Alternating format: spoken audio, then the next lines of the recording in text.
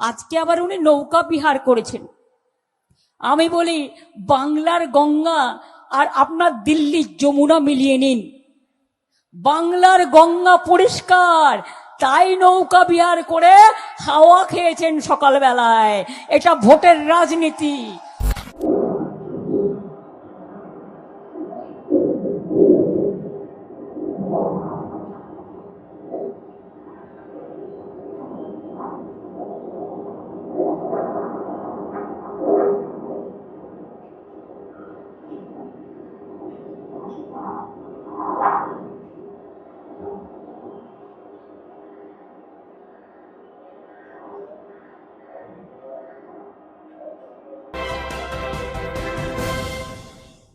नमस्कार, स्वागत है आपका सिटी पोस्ट लाइव में। मैं हूं ऋषि। पश्चिम बंगाल चुनाव के बीच अब सियासत नदियों तक पहुंच गई है।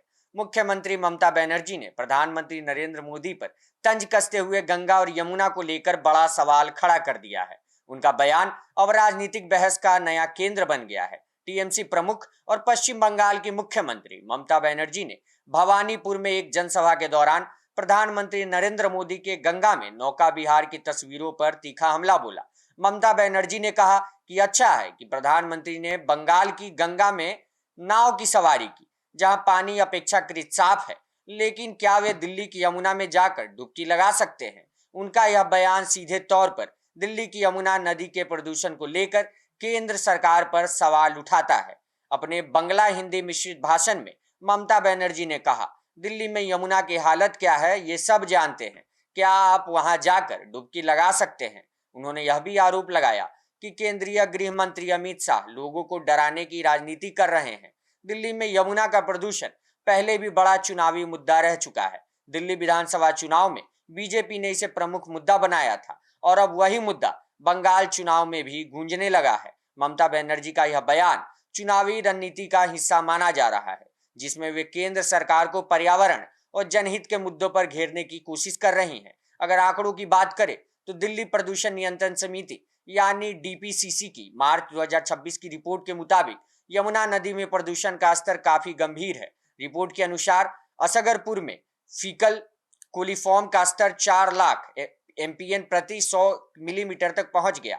वहीं वजीराबाद और आईएसबीटी पुल के बीच यह स्तर कई गुना बढ़ा हुआ पाया गया। वहीं बायोलॉजिकल ऑक्सीजन डिमांड यानी बीओडी, जो पानी की गुणवत्ता को मापने का एक अहम पैमाना है, वह भी सुरक्षित सीमा से कई गुना ज्यादा है।